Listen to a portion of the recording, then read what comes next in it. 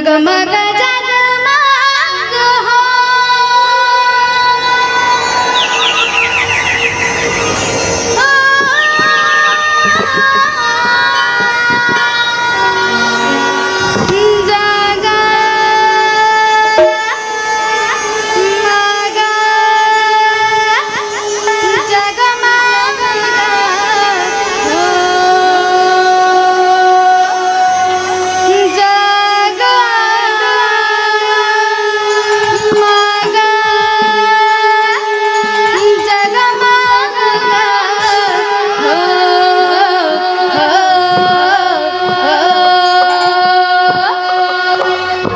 जगमग जगमग हो बरे दिया ना ये दे दैवो बरे दिया ना दैवो तोरे दुआ बरे दिया ना दैवो तोरे दुआ बरे दिया ना दैवो तोरे दुआ बरे दिया ना दैवो तोरे दुआ जगमग जगमग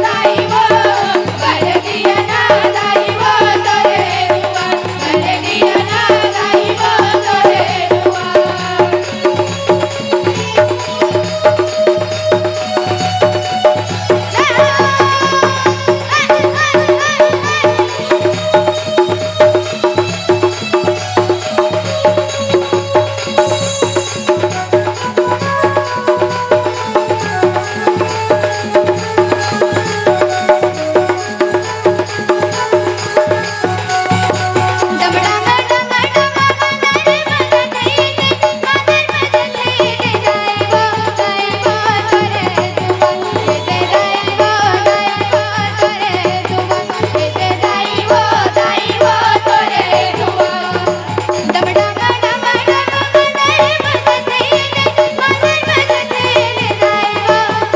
ये दे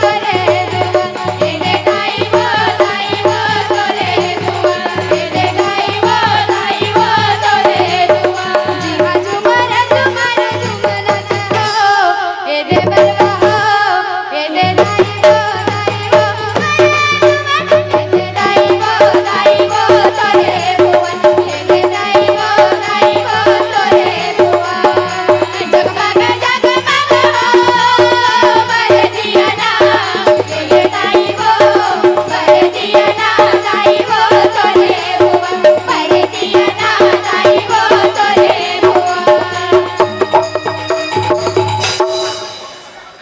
मजा नहीं आया तो तुम्हें मोर संग गाहू तक मजा आया गाहू मोर माइक तो वायर वाले यही कर लगाया गवाए लगी तुम्हारी गाहू नहीं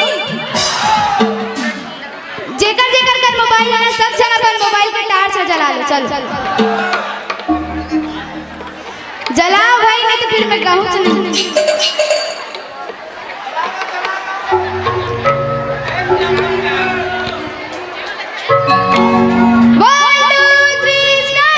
जगमग जगमग हो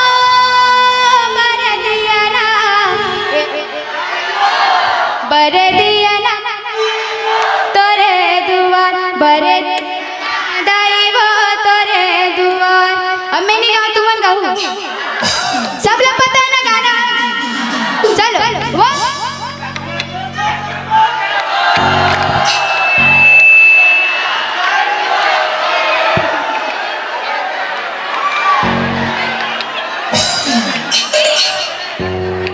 जगमग जगमग हो बरे दिया ना ये दे दैवो बरे दिया ना दैवो तोरे दुआ बरे दिया ना दैवो तोरे दुआ बरे दिया ना दैवो तोरे दुआ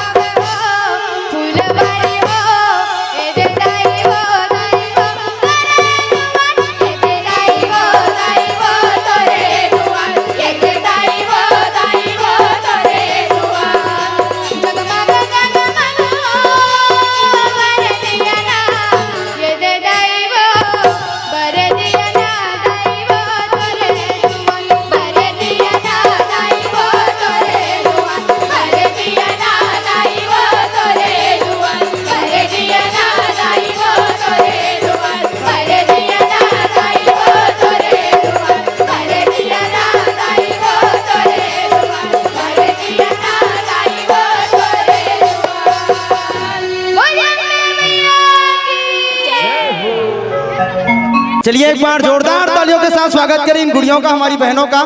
और बहुत नान गए और बहुत राजनांदगांव जिला लखोली से मैं फाग मंडली पहुंचा रहा हूँ। बहनी मन के प्रस्तुति बहुत जोरदार है। एक बार जोरदार ताली बजा करके सबसे पहले स्वागत सम्मान करो इधर। आज गुरु के ज्ञान बहुत ही सुंदर नाम दिए हैं मंडली का भी। गुरु का ही ज्ञान गए, गुरु का ही प्रताप गए, जो आज पूरे छत्तीसगढ़ में गुरु के ज्ञान के द्वारा पूरे सनातन धर्म का प्रचार व प्रसार करेंगे। जसगीत के माध्यम से, चाहे फाग गीत के माध्यम से, चाहे रामधुनी के माध्यम से, चाहे रामायण मंडली के माध्यम से। और हम सभी बहनों का हार्दिक स्वागत अभिनंदन करते हैं। हमारे ग्राम पर गुरुजनों का सम्मान हो रहा है, आप सभी का हार्दिक स्वागत है, अभिनंदन है। और बहनी मन के जो वेशभूषा है बहुत जोरदार के छत्तीसगढ़ी वेशभूषा। शिखर मन पर मैं कुछ लाइन कहे के प्रयास करूं कि अजी नीम का पेड़ क्या चंदन से कम गए, अजी नीम का पेड़ क्या चंदन से कम गए, हमारा छत्तीसगढ़ क्या लंदन से कम गए।